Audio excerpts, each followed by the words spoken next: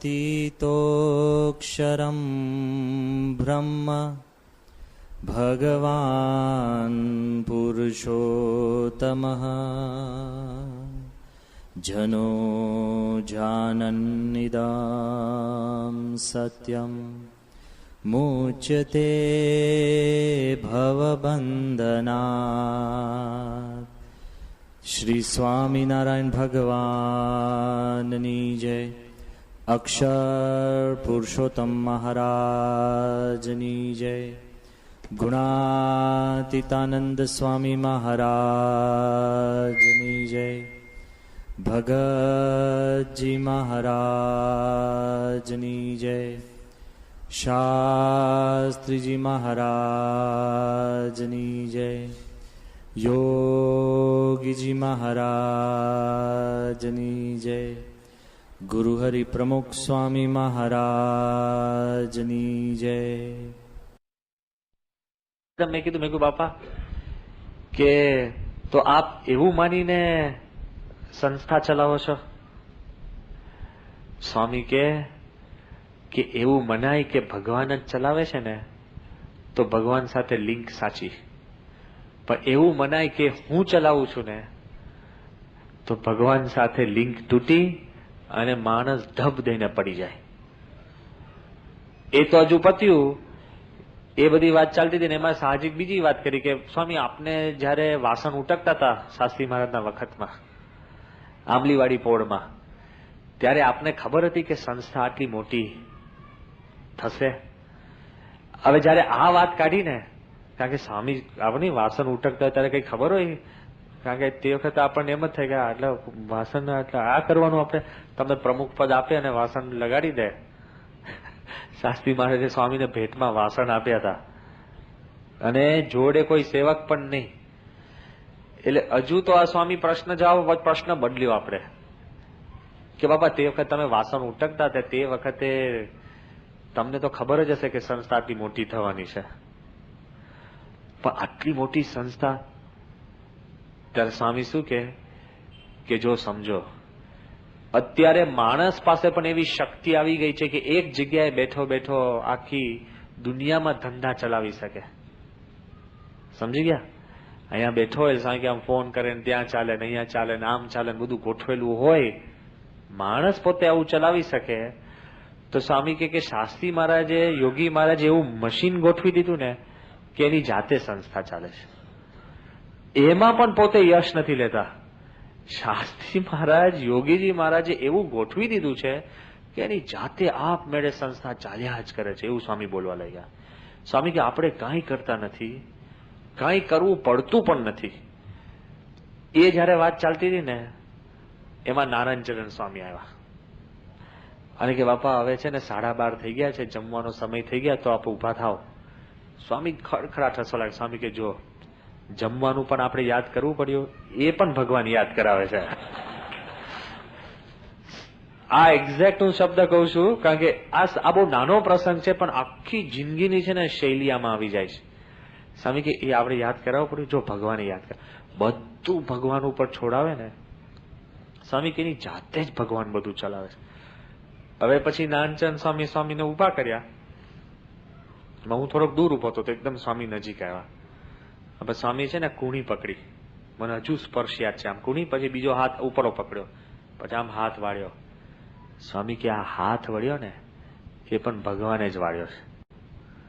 સ્વામી કે આપણી પાસે હાથ વાળવાની પણ શક્તિ નથી. કયા લેવલે વિચારે છે યાર. અત્યારે આપણે બધાને એમ છે કે તમે સાંભળો છો ને હું બોલું છું, છે ને? તો એટલું ભગવાનના કર્તૃત્વમાં આપણી શ્રદ્ધા ઓછી છે. સ્વામી કે એટલું પ્રેમથી, સ્વામી મને હજુ સ્પર્શ યાદ છે, એકદમ સોફ્ટ, એક આંગળી હાથ પર, પછી આમ સ્વામી કે હાથ વાળ્યો ને એ પણ ભગવાને જ વાળ્યો. સ્વામી કે આપણી પાસે કોઈ શક્તિ કે તાકાત નથી હાથ વાળવાની, સૂકું પાંદડું તોડવાની પણ. તે વખતે આપણને તો ભગવાને બુદ્ધિ આપી જ છે. એટલે મેં સાંભળ્યું, મેં કીધું બાપા એ બધી વાત કરો છો ને, પણ મેં કીધું અત્યારે જે યુગ છે ને એ કોપીરાઇટનો યુગ છે. માણસ કોઈ કાવ્ય લખે ને તો તરત કહી દે કે આ મેં લખ્યું, લેખ લખે તો મેં લખ્યું. સમજાય છે? ચેકબુકમાં સહી કરે તો કે આ મારા પૈસા. મેં કીધું ભગવાને વસ્તુ બનાવી છે ને, લીમડાનું ઝાડ, એનું પણ પેટન્ટ માણસે કરી લીધું કે લીમડો અમારો. હળદરનું પેટન્ટ કરી દીધું છે કે હળદર અમારી.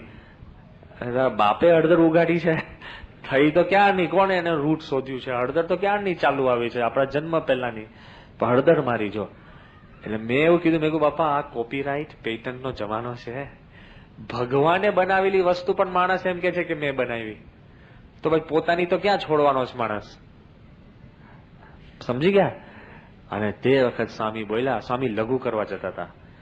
સ્વામી કે જો ભગવાને જ બધું બનાવે છે, ભગવાન જ બધું કરે છે, એવું માનવામાં કોઈ ખોટ નથી, એવું માનવામાં કોઈ ભૂલ નથી, કારણ કે હકીકત છે. અને માણસ ભૂલમાં પણ એમ કે મેં કર્યું, તો એ ભૂલ સિવાય બીજી કોઈ વાત નથી. એ મનમાં ફિટ રાખજો. કોઈ પણ માણસ એમ કે આ મેં કર્યું ને. હવે એ બધી વાત ચાલતી ને, એમાં સ્વામી લઘુ કરવા ગયા અને 1:45 થઈ ગયો, 12:45. સ્વામીને જમવાનો સમય શું હતો? 12:30. અને 12:45 થયા ને, એમાં એક સંત, સ્વામી હાથ ધોઈને જમવા જ બેસતા હતા ને, એક સંત છે ને કોઈ એક માણસને લઈને આવ્યા મળવા. એટલે અમારા બધાના મોઢા પડી ગયા, અરે યાર અત્યારે ક્યાં, સ્વામી જમવાનું છે તો પછી રાખો, આમ તેમ. અને પેલા જોઈને સ્વામી છે ને સાહજિક રીતે આસનમાં બેસી ગયા. અને પછી સ્વામી એની જોડે 10-12 મિનિટ વાત કરીને 1:10 સ્વામી જમવા ગયા. તે વખતે આપણને લાગ્યું કે સ્વામી જે બોલે છે ને એમ જીવે છે. દાનચંદ સ્વામી ઉભા કરવા આવ્યા તો ઉભા થઈ ગયા, અને બીજા સંત બેસાડવા આવ્યા તો બેસી ગયા. મોઢા ઉપર જરાય અણગમો નહીં, દુઃખ નહીં, બેચેની નહીં, કાંઈ જ નહીં. સ્વામીનો જે સિક્રેટ મંત્ર છે ને, અખંડ સુખી રહેવાનો. ભગવાન જ બધું કરે છે, આપણે કાંઈ જ કરી શકતા નથી. સંસ્થા મહારાજ ચલાવે. બોલવું બહુ સહેલું છે. હા, મૂળ તો આપણે તો કહી જ શકીએ ને, કાંઈ કરતા જ ના હોય તો પછી કહીએ ને કે ભગવાન જ ચલાવે છે. પણ બધું કરીને બેઠા હોય ને પછી કેવું કે ભગવાન ચલાવે છે ને, બહુ અઘરું છે. એ કે સ્વામી કે આ મંદિર કે બસ બાપા ચલાવે છે, તો બાપા જ ચલાવે છે, આપણે ક્યાં કઈ કરીએ છીએ? આઈને ખાલી પગ ઘસીને ઉપર ને જતા રહીએ છે.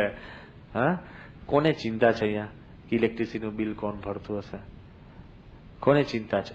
હું નથી કરતો, કરવી જોઈએ, પણ બધું જ ભગવાન કરે તે તો બરાબર છે.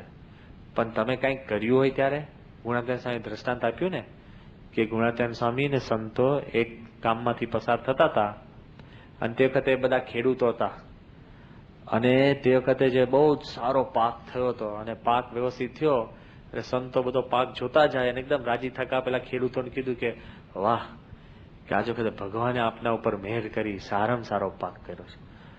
તો પેલા ખેડૂતે કે શાના ભગવાને? કે અહીંયા કેડ રહી ગઈ, ઘૂંટણ રહી ગયા અને ભાઠા પડી ગયા પાછળ, અને પછી આ પાક થાય છે, શું ભગવાન ભગવાન કર્યો? સંતો કે વાંધો નહીં, સ્વામિનારાયણ સ્વામિનારાયણ કરતા નીકળી ગયા. અને સંતો કંઈક ફરીને 1 મહિને એ રસ્તે પાછા ચાલતા હતા, ત્યારે પાકની અંદર કઈ રોગ આવ્યો હતો, અને બોલવમ જેવો કઈક રોગ આવી ગયો હશે, એટલે બધો જ પાક બળીને ખાક નષ્ટ. અને તે વખતે સંતો પેલા ખેડૂતોને જોયા અને પછી કીધું કે યાર શું થયું? એ કે ભગવાને અમારું નખો જ કાઢી નાખ્યું. લે, જયારે પાક ગયો ત્યારે ભગવાન, અને કામ થયું ત્યારે આપણી સિલેક્ટિવ ભક્તિ હોય છે. સુખ દુઃખ બેવની અંદર જો ભગવાનને પ્રધાન રાખે ને તો કોઈ સુખ દુઃખ રહેતું જ નથી. આ સ્વામીશ્રીની છે ને એક સિક્રેટ છે. અક્ષરધામ દિલ્હીનું બન્યું એની પાછળ પણ સ્વામીશ્રીના મનની અંદર યોગીજી મહારાજનો જ સંકલ્પ. હવે યોગીજી મહારાજે જે વખતે સંકલ્પ કર્યો ને તે વખત દિલ્હીમાં 2 હરિભક્ત, અને એ 2 હરિભક્ત દિલ્હીની અંદર, પણ યોગીજી મહારાજના મનની અંદર એટલો બધો શુભ સંકલ્પ હતો ને, એ સંકલ્પના બળ ઉપર આ થયું છે. એ બાપા રેકગ્નાઇઝ કરે છે. નિકટ અત્યારે કોકે આપણને કંઈક કામ કરવાનું કહ્યું હોય ને સારું કહ્યું તો આપણે એનું નામ જ ભૂલી જઈએ. સમજ્યા? હા, એમને ભૂલી જઈએ. કે હા એ તો કે બસ હતું ને એવા સંજોગ હતા ને બસ વ્યવસ્થિત મહેનત કરી હતી. નહીં, પરીક્ષાની અંદર જે આપણને આવડતા હોય 6 જ દાખલા આવડે ને તો આપણે આખી બુક મોઢે હતી. શેની બુક મોઢે હતી? માંડ 6 હતા અને આવ્યા ને તને માર્ક્સ હોય કે આખી બુક મોઢે હતી. 3 આપણે સબ્જેક્ટ કરી નાખ્યા હતા. લે એટલે આપણે છે ને એમાંથી ઊંચા જ નથી આવતા. કૃપા કોઈ દિવસ માનતા નથી. જ્યારે આપણું પોતાનું જીવન પણ જો ભગવાનની કૃપા માનીએ ને તો સુખ સિવાય કઈ છે નહીં.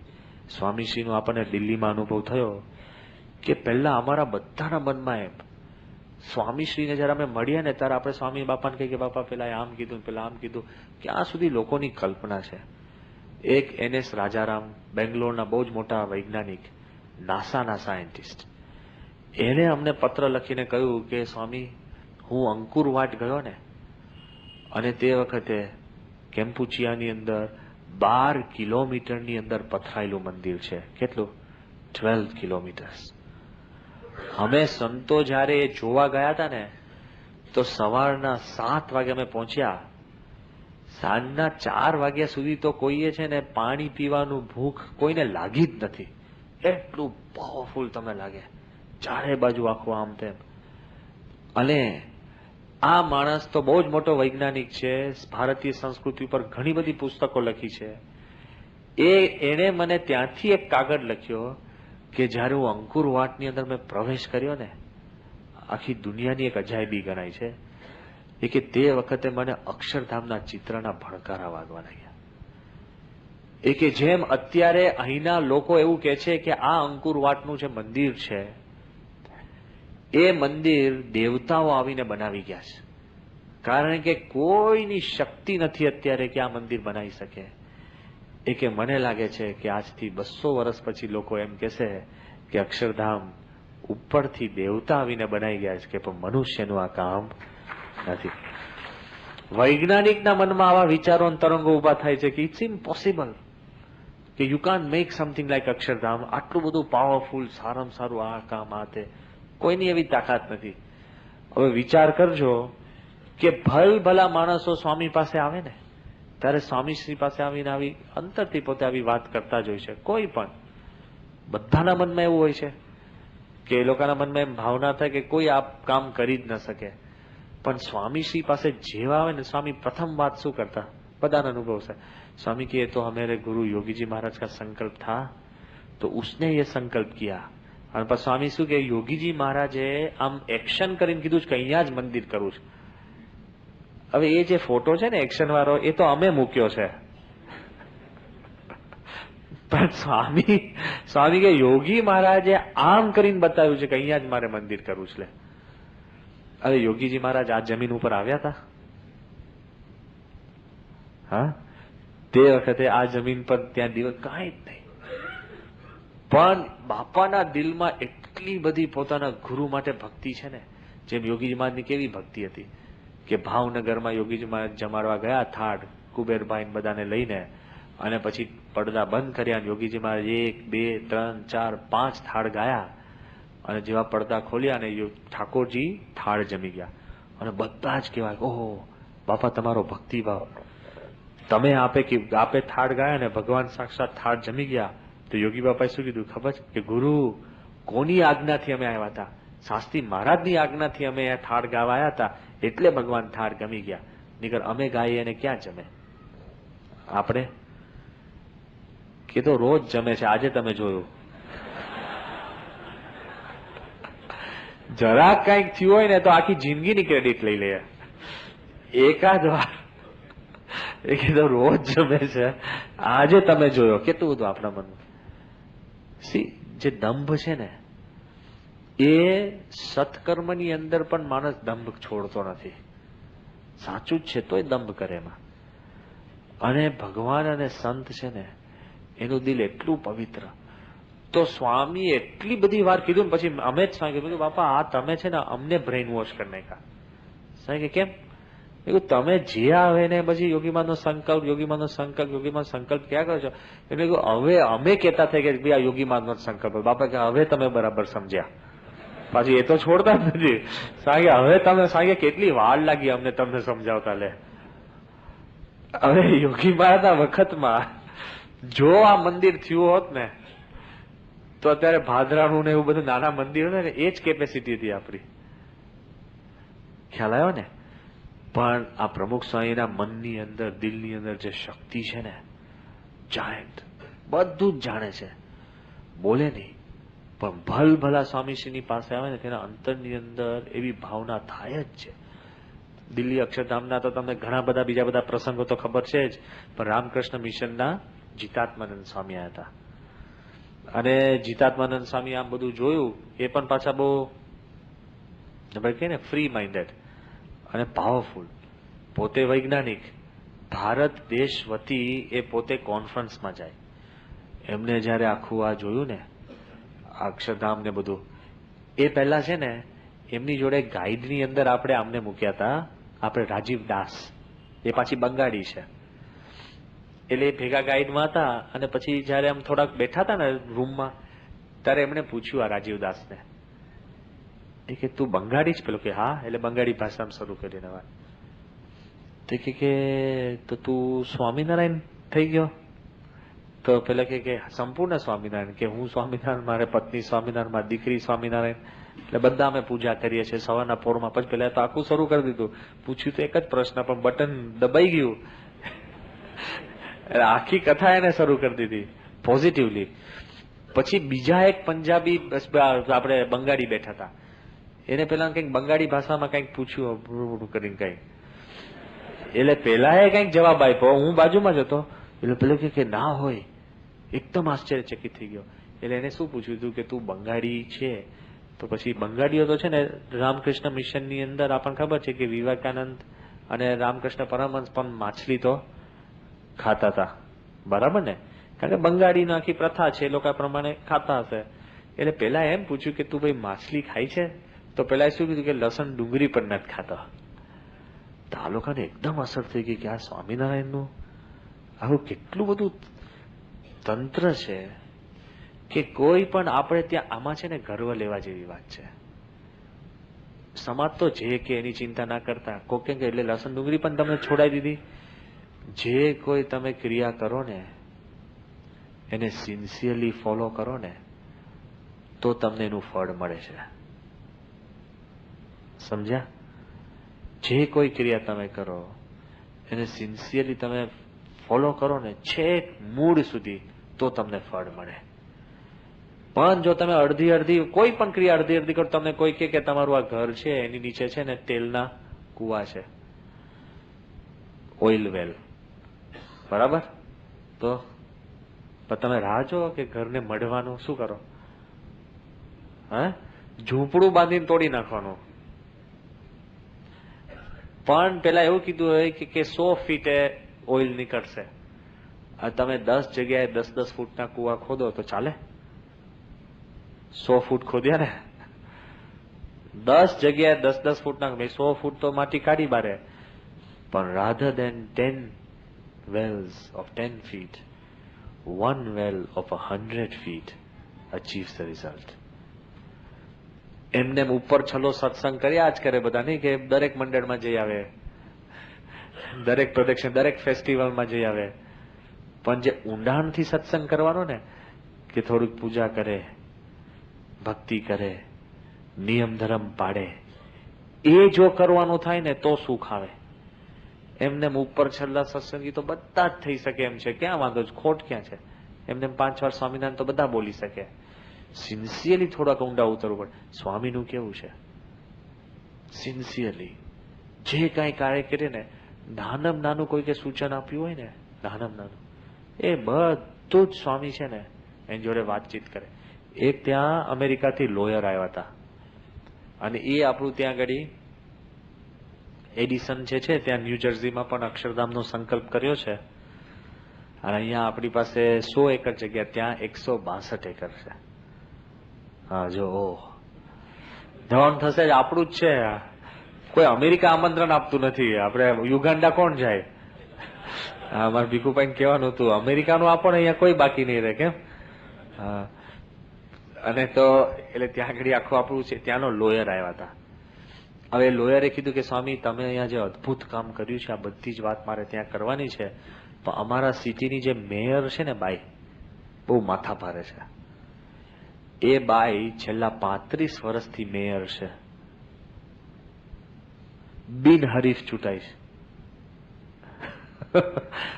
એટલે ખરી હશે ને, કોઈ એની સામે ઉભો જ ના રહી શકે. હા, એટલે એવી ટાઈપની બાઈ છે, બિનહરીફ ચૂંટાઈ છે. અને એ કે કાયદો, કોઈ એમાં ફેરફાર થાય નહીં.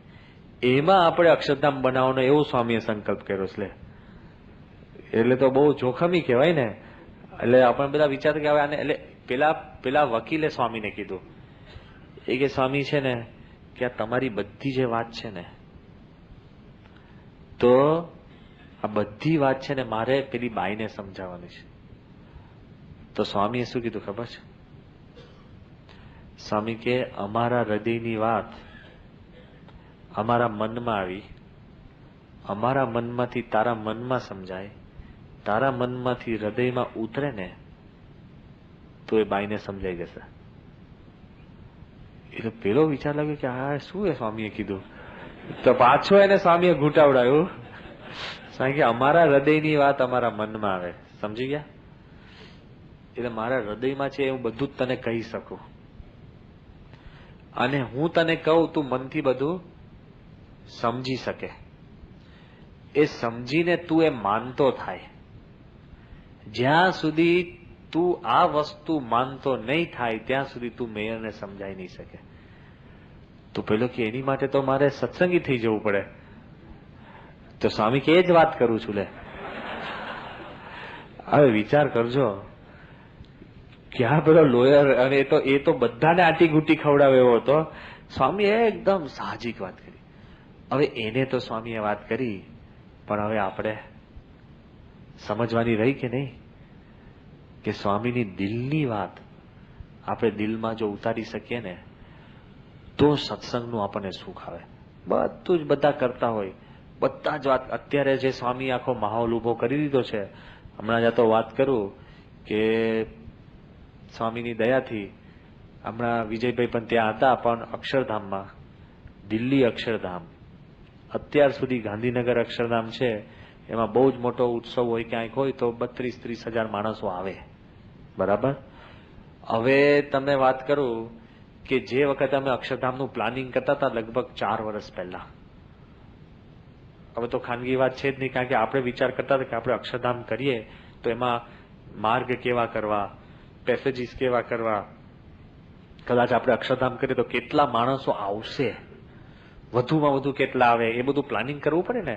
આપણને તો મન હોય પછી ફટાફટ બધું કરી દીધું, ને પછી માર્ગ બતાડી દીધા, ને પછી નહીં, આપણે નાની નાની બધી શેરીને રસ્તા હોય છે ને, ગાડી પછી 2 પૈડા પર જાય ને તો જ ગાડી જઈ શકે, પછી આમ ઊભી કરવી પડે, એવું નાનું નાનું હોય. અને એમાં કોઈ કે પાર્કિંગ કરી દીધું હોય સ્કૂટર, એ પાછો પાર્કિંગ વાળા એક્સપર્ટ હોય, ખબર છે, એ ખુલ્લું રાખીને જ પાર્કિંગ કરે, કે ખબર છે કોક ખસેડશે, કારણ કે એને બોલાવે. મને અનુભવ છે, એવા 2-3 અમે ખસેડ્યા છે, એટલે કઉ છું. મેં કહ્યું કે આ પાર્કિંગ કરી ગયો, કે મેં કહ્યું ચાવી વગર, મેં કહ્યું સ્વામી આવા ખુલ્લા જ રાખ્યા આ લોકો, તમારે ચડાવી દેવાનું, પછી પાછું જતું રહેવાનું, પછી પાર્કિંગ પાછું કરી દેવાનું.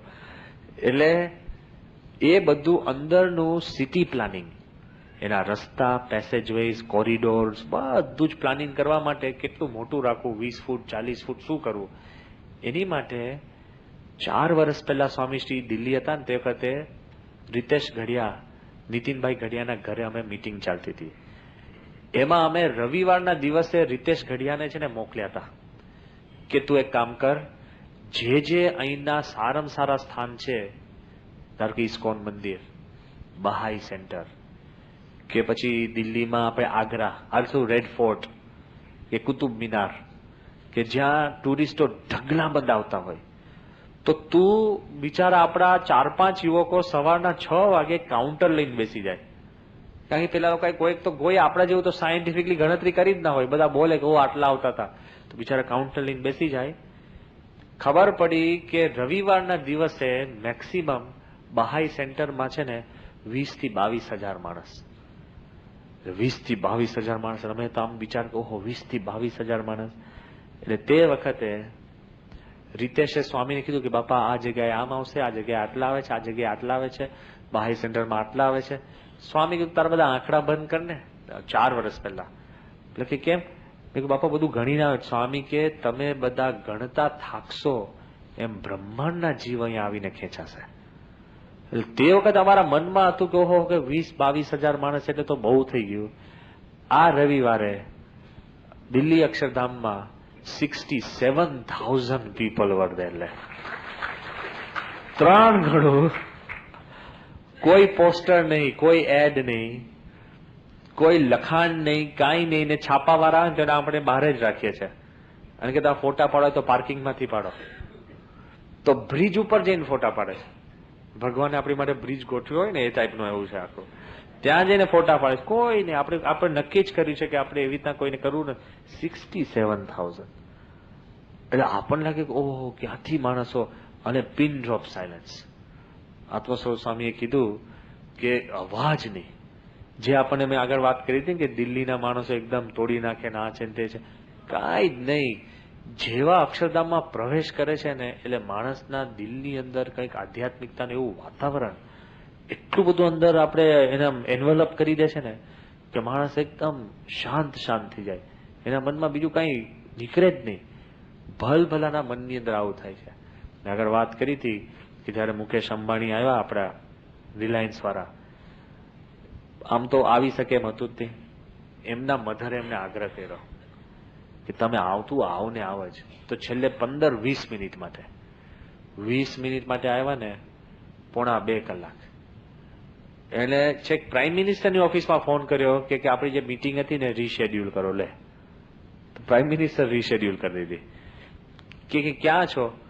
હવે અક્ષરધામ બધું જોઈને અને એક વાક્ય એને કીધું કે અત્યાર સુધી કે અમને ગર્વ હતો કે રિલાયન્સ જે પ્રોજેક્ટ મેનેજ કરે ને એના જેવું દુનિયામાં કોઈ ના કરી શકે. કે આજે મારો ગર્વ ઉતરી ગયો કે 5 વર્ષની અંદર કોઈ જ આ કામ કરી ન શકે.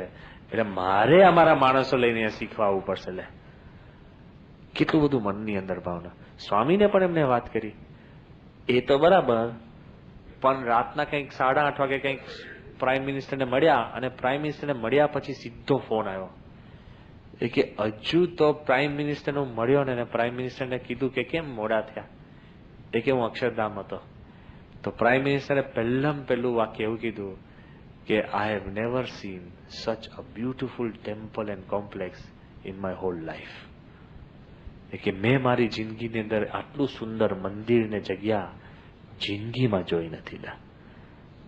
હવે અંદર પેલા વાત કરતા આ છે તે છે, ક્યાંય પણ આ બધી જ વાત ચાલતી હોય ને તોય તમે વિચાર કરજો કે સત્પુરુષ આગળ જે કોઈ આવે ને તે એના મનની અંદર એક જ ભાવના થાય છે કે સ્વામીશ્રીએ જે કાંઈ કાર્ય કર્યું છે ને એમાં જબરજસ્ત આધ્યાત્મિકતા છે.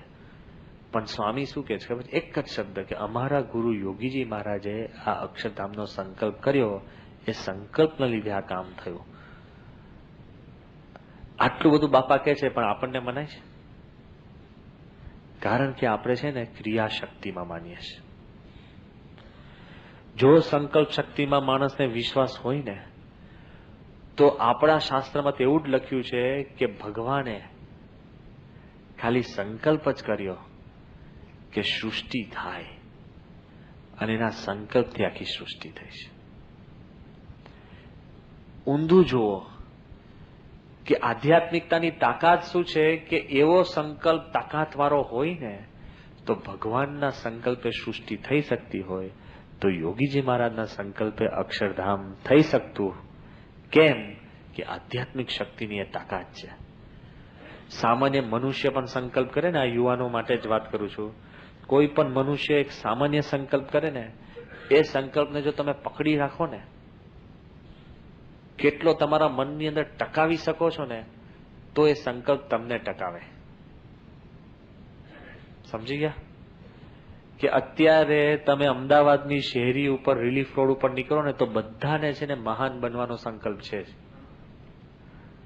જેટલા નાના બાળકો ક્રિકેટ બેટ લઈને નીકળે છે તો બધાને ભારતની ટીમમાં જવાનો સંકલ્પ છે કે નહીં? હોય જ.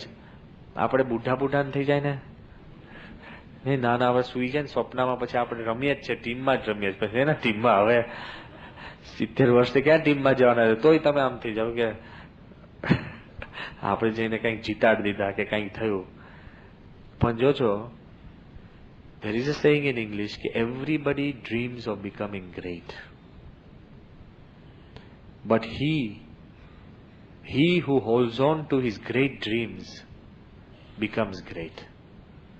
Everybody dreams of becoming great, but he who holds on to his great dreams becomes great. બધાને મોટા થવાનો સંકલ્પ છે જ, પણ જે સંકલ્પ પકડી રાખે છે ને એ જ મહાન થાય છે. આપણે બધા નાનામાં નાને કોઈ પણ નાનું વિઘ્ન આવે ને તરત, કોઈ પણ નાનું છે ને આકર્ષણ આવે તરત સંકલ્પ કરે નહીં. રોજ નક્કી કરે કે સવારે વોકિંગ કરવું તો શું થાય? બધાને એમાં તો ડાયટિંગ કરવું ને, બધાના મનમાં ડાયટિંગ નો સંકલ્પ તો ચાલતો જ હશે, બધાના મનમાં. તમે જોજો 5 જણા ભેગા થઈને એક જણને ગમે ત્યારે દિવસમાં 6 વાર કહેશો ને કે ભાઈ થોડું વધી ગયું તો પેલો ચડી જાય ડાયટિંગમાં તરત, કારણ કે એના મનમાં થાય કે હું બહુ જાડીયો થઈ ગયો. બધાના મનમાં એમ છે જ. પણ સેવા પોતે કંઈક નાનો કંઈક રોટલી બનાવી હોય, વેડમી હોય, હવે એક લઈ લઈએ, એમાં ક્યાં વાંધો છે? હા, તરત જ કાંઈ પણ નાનામાં નાની વાત હોય ને એ તો તરત તૂટી જાય છે. જો સંકલ્પ ઇઝ ઇમ્પોર્ટન્ટ, પણ સંકલ્પ પકડી રાખવો ને, એ સંકલ્પ જે પકડી રાખે ને, જે સંકલ્પ ટકાવી રાખે એને સંકલ્પ ટકાવી રાખે. He who sustains his thoughts sustain him. બહુ સિમ્પલ લોજિક છે. એ વસ્તુ આપણે મૂળ કરવાની વાત છે. જેને જેનામાં સંકલ્પ પકડ્યા છે ને, લંડનમાં નાનો એક બાળક હતો અને બસ નાની રમતમાં બોલ્યા કરે કે one day Willingdon will become the mayor of London. તો સમય પણ એવો આવ્યો, હી બીકેમ ધ મેયર. જો સંકલ્પ પકડી રાખ્યો હોય. એક સામાન્ય છોકરો હતો, કાર્પેન્ટરનો છોકરો, સુથાર, અને એક છે ને સારામાં સારી રીતે કોઈક નાની નાની ચેર હોય ને એને પોલિશ કરે ને ચેર બનાવે ને આમ તેમ કામ કરતો ને બહુ સારો હતો. એટલે ત્યાંના આખા ઇટલીનો જે મુખ્ય રાજા હતો ને એનું સિંહાસન એ પોલિશ કરતો હશે, બહુ પ્રેમથી પોલિશ કરતો હતો. અને તે વખતે પેલા રાજા એને પૂછ્યું કે ભાઈ તું શું કરે છે? તે કે પોલિશ કરું છું. કેમ આટલી વાર લગાડે છે? એ કે one day I will seat in this chair. કોણ નીકળ્યો ખબર છે? મુસોલિની. પેલાને ખતમ પાર કરીને એકવાર એની ચેરમાં બેસી ગયો. લે સંકલ્પ. આ તો ભલે હું તો કહું ખોટો સંકલ્પ કહો કે સારો સંકલ્પ કહો, સંકલ્પ માણસ પકડે ને he moves him everywhere. જે મોટા મોટા રોકેટ્સ બન્યા, વોન બ્રોન કરીને, સામાન્ય પોતે વૈજ્ઞાનિક, અને એ વૈજ્ઞાનિક પોતે કે છે હિટલરનો માણસ, અને તે વખતે એને નાના નાના V2 રોકેટ્સ બધા લોન્ચ કરવાના હોય ને ત્યારે હિટલર પોતે જોવા આવ્યો હશે. યુદ્ધ શરૂ થવાનું બાકી, યુદ્ધ શરૂ થઈ ગયું હતું as the Fuhrer and chancellor of Germany. અને તે વખતે પેલા રોકેટ દેખાણું કે મારે હું રોકેટ બનાવું છું નાનું, જેમાં બોમ્બ તમે ફિટ કરી શકો ને આમ કે ઉડી શકે. અને બિચારાએ એક્સપેરિમેન્ટ કરવાનું હોય ને તે જ વખતે ફિયાસ્કો થયો. પેલા કે બોલ ને, ફાવે તો છે તને, બોલ જઈ. ગુણાતી તો પેલો કે નાના છોકરા હોય ને એને ખભા ઉલાડે, અરે ફાવે તને, બોલતો બોલ. એ 5 મિનિટ પછી છેલ્લે અમે ધંધે લાગે, બોલ ને હવે તું ભાઈ, તું હવે બોલ તો અમે છૂટીએ. તો ના જ બોલે, અને અમે જેવા પસાર થઈ જાય ત્યારે આખું બોલે. એટલે આ તો ઘણી વાર આપણે કોઈ પણ એક્સપેરિમેન્ટ આવા થતું હોય છે. એટલે પેલાને બિચારાનું રોકેટ ખાલી 10-12 ઇંચ ઊંચું ઉડ્યું ને ફટ દઈને પડી ગયું. એટલે બધા નિરાશ થઈ ગયા, બધા. Everybody was unhappy. બધા એની સામે કીધું કે આ તે આપણા ચાન્સલર કે હિટલરનો આવો સમય બગાડ્યો. તો એની પુસ્તકમાં લખે છે વોન બ્રોન, હિટલર ખાલી એના ખભા પર હાથ મૂકીને શું કીધું કે the next time this rocket launches, કે હવે બીજી વાર તારું રોકેટ ઉડે ને તો it should land in London. બીજી વાર તારું રોકેટ ઊંચું થાય તો લંડનમાં પડવું જોઈએ. And the third time it launches, it should land on the moon. શું એને શું સ્કોપ આપી દીધો. આપણે તો દંડા મારીએ કે લે આવું ને આવું છાવા લઈ આવે છે, જા પાછો, ફાવતું નથી ને ભણ પાછો. કેટલું બધું આપણે નેગેટિવ કરીને ભૂકા કરી નાખે. આ વોન બ્રોન લખે છે કે આઈ લેફ્ટ હિટલર. હિટલરને મેં છોડી દીધો, પણ જે સેટર્ન 5 રોકેટ્સ જે હતા ને, અને જે V2 રોકેટ્સ જેને આખા ઇંગ્લેન્ડની અંદર કાળો કેર વર્તાવ્યો, એ બધા ઇન્વેન્શન કોના હતા? Von Braun. એનું પ્લાનિંગ એમ થઈ ગયું કે મારું રોકેટ અહીંથી ઉડે તો સીધું લંડન પહોંચવું જોઈએ. એવું નહીં ઉડ્યું ને પછી કેટલું ઊંચું ઉડ્યું ને બીજા માળ ત્રીજા માળ, એવું નહીં, સીધું લંડન ઢાળ દઈને. અને ભગવાનનું કરવું એવું કે એ પછી એ બધું છોડીને અમેરિકા ગયા, અને અમેરિકાનું જે એપોલો જે ચંદ્ર ઉપર લેન્ડ થયું, એપોલો 11, એની અંદર જે એના જેટ હતા ને, એનું સંપૂર્ણ designing done by von Braun. લે, તો બેવ પાર પડ્યું ને કે next time it launches it landed in London, and the third time it launches it landed on the moon. લે, સંકલ્પ પકડી રાખીએ. આપણે તો શું છે, સુખ માણવા માટે આપણે સંકલ્પ નીચે લઈ આવીએ. શોપિંગ કરવા ગયા હોય ને, ખડખડિયા તો હોય નહીં, જોઈ ને બધું જોઈએ ને પછી છેલ્લે કે આપણે શું લેવા નીકળ્યા? બેગ લેવા કે ના વાંધો નહીં, પર્સ તો લઈએ. પર્સ ના લઈએ તો છેલ્લે કે બૂટ લઈએ, બૂટ નહીં તો મોજા, પછી કફલિંગ લઈને નીકળીએ બારે, કાં પછી કોઈક બીજાના જ લઈએ કે આપણે ક્યાં ખર્ચો કરવો. લે, એટલે કારણ કે સુખ માણવા માટે આપણે સંકલ્પનું તો સિદ્ધ નથી કરી શકતો, પણ છે ને ઉપરથી નીચે લઈ આવીએ આપણે, તો એને કરીને બે રીત છે ને ઇક્વિલિબ્રિયમ લાવવા માટે. એટલે હું તમને પછી જગતના સંકલ્પ વિકલ્પની વાત નથી કરતો, હજુ પાછા તમે એમાં નહીં ચડી જતા. કે પણ કહેવાનો ભાવ શું છે, જગતમાં પણ માણસ સંકલ્પ કરે ને, he attains it, જો એના મનમાં ભાવ ના હોય. થોડાક સમય પહેલા વિજયભાઈએ જ મને એક નાની એક વાર્તા મોકલી હતી, બહુ અદભુત છે. અને જેને કંઈ જો ભણતરની દુનિયાનો ખ્યાલ હોય તો ખબર પડશે કે પ્રસંગ એવો છે કે બે સામાન્ય પતિ પત્ની, ગામડાના પતિ પત્ની હોય ને, એટલે કપડાં પણ એવા હોય. અમેરિકામાં સામાન્ય એ લોકો હાર્વર્ડ યુનિવર્સિટીમાં ગયા. એટલે હાર્વર્ડ યુનિવર્સિટી એટલે દુનિયાની અત્યારે ટોપમોસ્ટ યુનિવર્સિટી. એટલે ત્યાં આગળ ગયા હશે ને પછી ત્યાં પેલા માણસોને કીધું કે અમારે છે ને ડાયરેક્ટરને મળવું છે. એટલે ત્યાં સેક્રેટરી તો વધારે ચા કરતા કેટલી વધારે ગરમ જ હોય, 50 પ્રશ્ન પૂછે. હા, કે કેમ છે, શું છે, આમ છે, તેમ છે, એવી રીતના. એટલે પેલા એને પ્રશ્ન પૂછવા માંગે શું કામ છે, કે ભાઈ અમારે ડાયરેક્ટરને મળવું છે. તો કે ડાયરેક્ટર તો બહુ કામમાં છે. એટલે કે ભાઈ કેટલા કામમાં છે? કે કીધું 1-2 કલાક મીટિંગ ચાલશે. કે અમારે સમય છે, અમે બેસશું. લે, ઘણા એવું હોય કે 2 કલાક કહીશું ને તો પેલા જતા રહે, પણ અમુક એવા પાછા હોય ચીટકું, છોડે જ નહીં. તો પેલા કે અમે બેસશું 2 કલાક ને.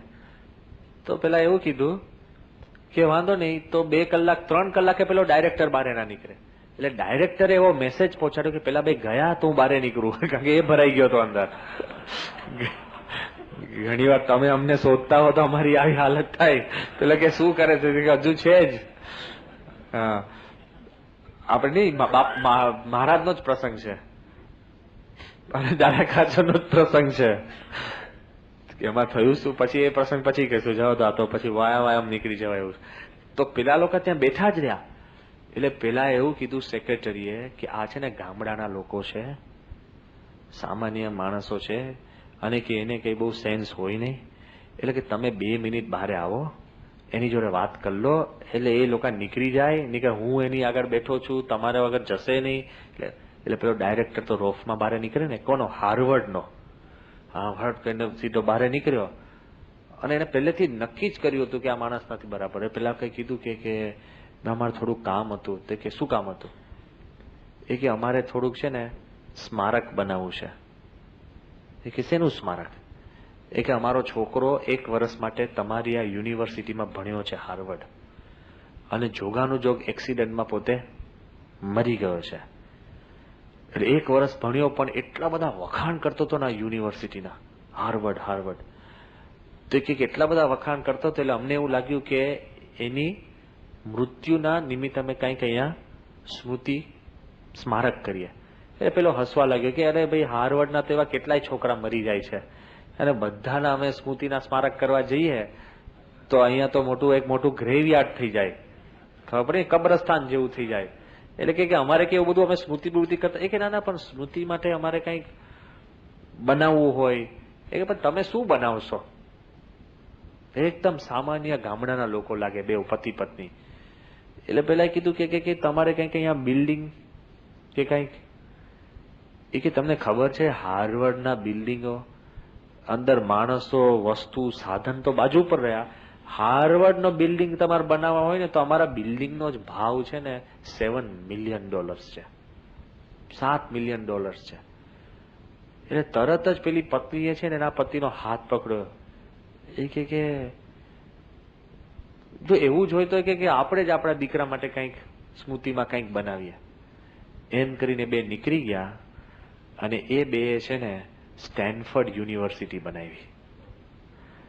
એ હાર્વર્ડને ટક્કર લે એવી સ્ટેનફર્ડ યુનિવર્સિટી, અને એનું નામ શું હતું? લ્યુલેન્ડ સ્ટેનફર્ડ. એ બે જે માણસો હતા ને પતિ પત્ની, લ્યુલેન્ડ સ્ટેનફર્ડ હતા અને હાર્વર્ડને છોડી અને સ્ટેનફર્ડ યુનિવર્સિટી બની. જો એના મનમાં કંઈક કરવાનો સંકલ્પ પકડી રાખ્યો. નહીં કહેતો બોલે કે એમ કાંઈ નહીં, ચાલો વાંધો નહીં, જતા રહીએ સીધું. There was something in their heart, clear. Negative રિસ્પોન્સમાંથી પણ પોઝિટિવ કામ કરી શકે. આપણે તો પેલું કે હા બનાવવું છે, આમ છે, તેમ છે, તો પછી આપણે પછી માફ કરીએ કે ભાઈ તમે કેટલા આપશો, બીજા 5 જણને ઉભા કરીએ. પ્રસાદમાં એવું થાય છે ને નિલેશ, પેલો કે સ્વામી મારા તરફથી પ્રસાદ રાખશો, પછી બીજા 6 ને ઉભા કરો. એટલે એવું નથી કરતો, પણ આ તો મનમાં ક્લેરિટી હોય ને તો થિંગ્સ હેપન. આને આખી નેગેટિવ રિસ્પોન્સમાંથી પોઝિટિવ ઉભું કરો. જો if you have the power, સંકલ્પ તમારા મનમાં નક્કી હોય કે મારે આ ભણવું જ છે, આ કરવું જ છે, સારા થવું જ છે, નિયમ ધર્મ પાડવા જ છે, શુડ બી ક્લિયર. મનુષ્યના સંકલ્પની અંદર આટલી તાકાત છે ને. જ્યારે અમે અક્ષરધામનો પ્લાન લઈ કલામ પાસે ગયા ને, પ્રેસિડેન્ટ આખર રજૂ કર્યો અને થોડીક વિડીયો દેખાડીને, ફર્સ્ટ થિંગ હી સેડ કે this is the result of a will. હવે કોણ એને કહી ગયું તું સંકલ્પ? સ્વામી નતા પહોંચ્યા.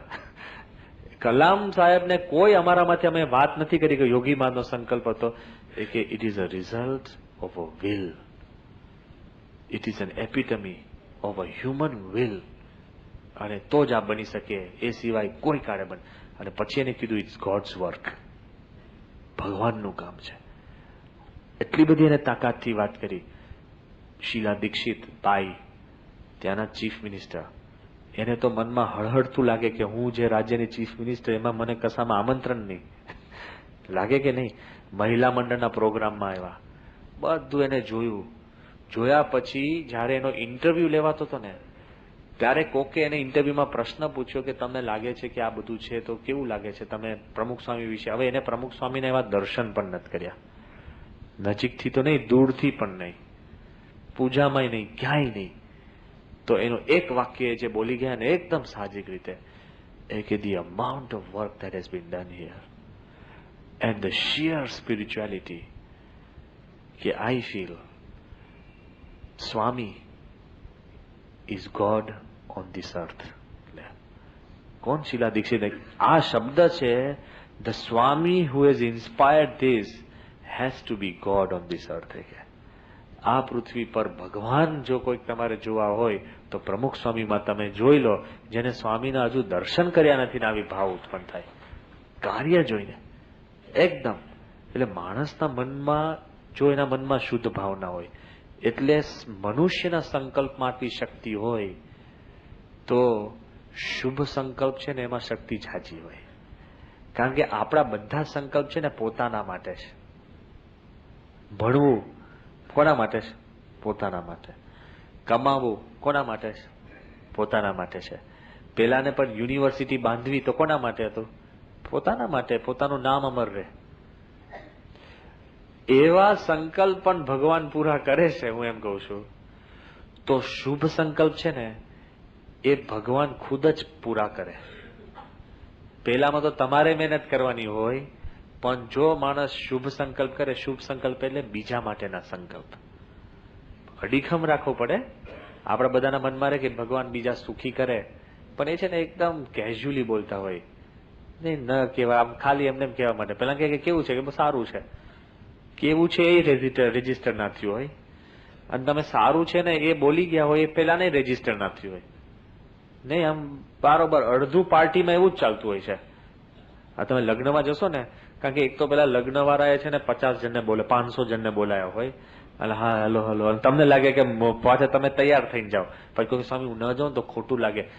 એબ્સન્સ પણ તમારી ના જોવે. બોલો, ટ્રાય કરજો એકાદ વાર. આ તો આપણને મનમાં એમ રહે છે કે પેલા ખોટું લાગશે. બોલો, ઘણી વાર નહીં જાઓ ને, ટ્રાય કરજો એટલે તમને ખબર પડે. હા, હવે કે સ્વામી હું ના જાઉં તો બધી મને ખોટું લાગે, મોઢું બતાડવું પડે. પણ એ 500 ને જે પગે લાગતો હોય ને એ એમને જ ચાલતું હોય. આ આખો પ્રસંગ છે ને, આનંદ સ્વામી એ કહ્યો હતો કે આ મોટા મોટા લગ્ન હોય ને પાર્ટીમાં કેવું વાતાવરણ હોય કે એક માણસ એક્સપેરિમેન્ટ માટે, પોતે સાયકાઇટ્રિસ્ટ છે, એક્સપેરિમેન્ટ માટે પેલો આવે ને, પેલો જેવો મોટો આવું પાર્ટી હતું, જાયન્ટ 1000 જણને બોલાયા છે, પેલો પછી દરવાજા આગળ જ ઉભા હોય મુખ્ય માણસ, પેલો આને કહો આવો, thank you very much, thank you very much, thank you, welcome, એમ કરીને મૂકતા જ જાય. અને તમને મૂકીને બીજાને મૂકીને ત્રીજાને, કારણ કે એને બિચારાનો શું વાંક છે આટલા બધાને લઈ જવાનો હોય તો પેલો અંદર ગયો સીધો. આ સાચો પ્રસંગ છે. અને પેલો જે આમ કે ને hello, thank you very much, એનો છે ને પેલો ફેર ચડી જાય ને માણસને, ચાલુ એ જ ચાલતું હોય ને, ફેર ચડી ગયો, આવો આવો, થેન્ક યુ વેરી મચ, આવો thank you very much, thank you. એટલે પેલા સીધા આવ્યા ને, પછી પેલા કે ઓહો વેલકમ, આવ, થેન્ક યુ, એક I have just murdered your wife, ઓહો thank you very much, please, thank you, coming.